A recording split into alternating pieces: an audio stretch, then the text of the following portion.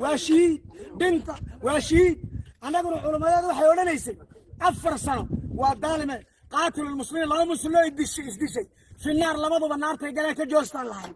maanta culamadeedu iyo caamiyaha iyagu waxaan leenahay isku raacnayna shiid jannada galayaan maanta waayo waa joogsan weyday shiid inaad adigu tahay iyana anagu shiidnayna gadada abaka qiyaama markaan isku nimaanana kala bixin doona xaquna markaa buu dhici waxa saweeyin reer kala fariin u diraya muslimiinta fariin u diraya muslicida daalimka qofka la dulmay waa inuu gargaaro waxaan naga dalbanaynaa laba arrimood baan muslimiinta naga dalbanaynaa muslim oo dhan baan naga dalbanaynaa oo ka maaragtay muslimada maanta sheeganayo ee maaragtay daalimka anagu waxba fariin uma dirnayna haaskaas muslimiinta muslimkii kala ee luuqadayda fahmaya fariin u dirnayna ilaahay cidda daalimka wado ma ogo waxa weeyeen inaan noo soo ducaysaan kow dad guryahoodii hadda waxaan ku tirsanahay waa qorfad miskiidka magaalada madana uu leeyahay qorfad miskiidka magaalada madana leeyahay weeye madrasadii xiftiga ee madana waa taa ku tiiri telefoonka waa taas miskiidku waa kaas isaguna waa ka soo baxaya nigu tiiri telefoonka hadda dhexdoodaan fadhiya waxaan naga dalbanaynaa marka koowaad duco kow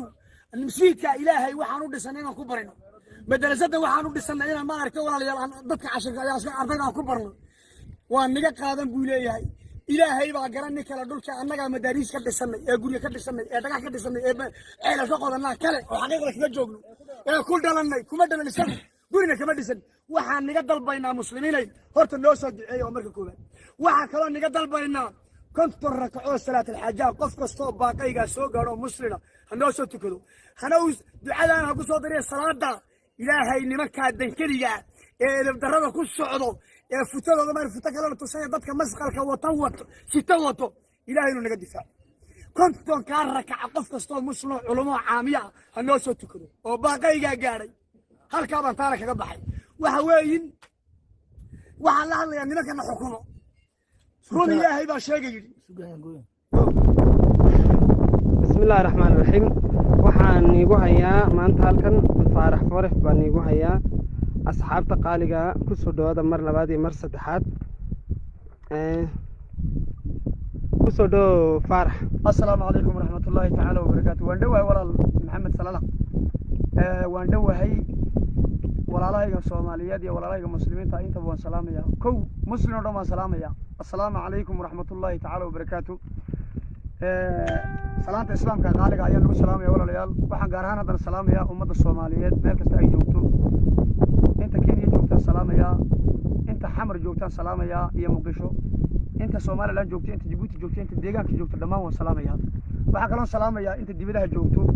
muuqayga inta arkayso magacaygana inta garanayso ayaan salaamaya inta aan garanayn muuqaygana arkayna waan salaamaya salaanka dib walaalayaal waxaan ka xudur daaranayaa horta walaalkii Faarax Robil Axmed Faarax Foref oo ku dhaqan diida hore ee galbeedka City walaalayaal dhulka mushkilooyinka ay ka jiraan joogo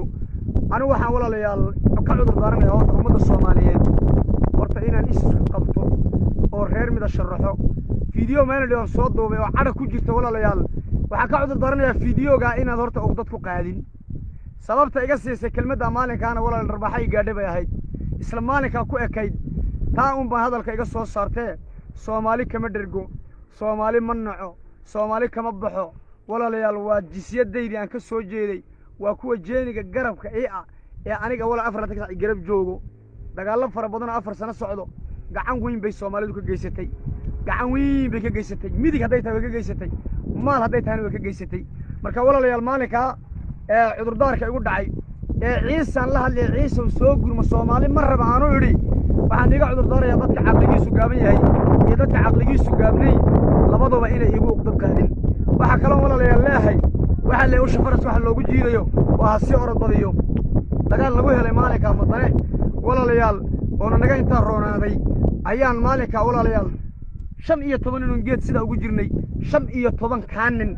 ay afar dhimatay sideedna dhaawacantay waad garanaysan tirada ay leegtahay halka ninka igu dhacay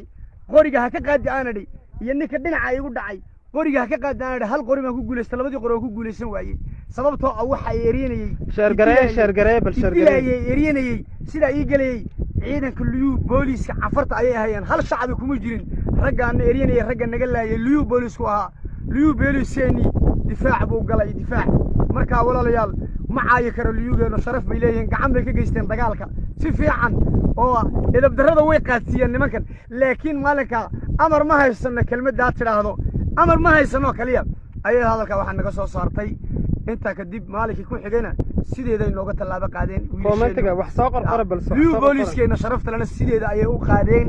sideeda guushaan la doonaya gacantaan la doonayana way riteen markaa maalinkaa cadhada igu jirtay oo intii iga jajabtay intii kala buduqdeedii saan u soo kala gurna aan lahayn darteed baa hadalkaa iga soo saartee horta cudurdaar iyo gabniin aadna gabteen soomaaliya hadalkaa uma odhani waa niga raalli gelinayaa kun jeer hadalkii aanadhi ciise un waxa noo qabtee soomaaliya noo qaban hadalkaa khalad ba iga soo baxay ha iigu uqdad qaadina waa lambarka koowaad waxaa kaloo walaalayaal dagaalku xagga ilaahay buu ka qoran yahay dagaalku inuu nagu socdo xagga ilaahay buu ka qoran yahay wax ilaahay ka soo dhunto masiibihii arlada uma soo dhacdo wax barwaaqa ah oo maaragtay dherego ilaahay ka soo dhuntana dhulka ma yimaado labadaba ilaahay baa qoro qadar allahu maa shaa facal wax noo qoran ayaa nagu dhacayo walaalayaal wax noo qoran baa nagu dhacayo marka walaalayaal saacaddeeda iyo taariikhdeedayna qormi saacaddeeda iyo taariikhdeeda wax kastaba qormaysaa ummadda soomaaliyeed meel kastay joogtana lama arago tirsiga taariikhda kuma qorno ina madartay walaalayaal laga guulaysto ilaa jajab iyada dhexdeeda ku yimaada maahin marka walaalayaal waxa kale oon leeyahay oon weliba haddana walaalayaal laba qabiil oo soomaalidana dhexdeeda ayaan waana siinayaa maanta cadowgeenu badan yahay waa labada qabiil ee degmada maaysa wada degan weeyaan iyo degmada afdameed labadaa weeyaan waa labadaa la garanayo labadiinaba waxaan ilaahay walaalayaal garabkiinnii baa tihi ninka hawiya ninka ciise ay dishay waa garabkaaga waxaa dishay ninka ciise ay nin hawiya dilona waa garabkaaga waxaa dishay hadalka ay wallo bilo talle waa xaqiiqda markaan ka gaadho xaqiiqdiisa weeyaan adigu cadow baad leedahay cadowgaagu soomaali dhexdaada maaha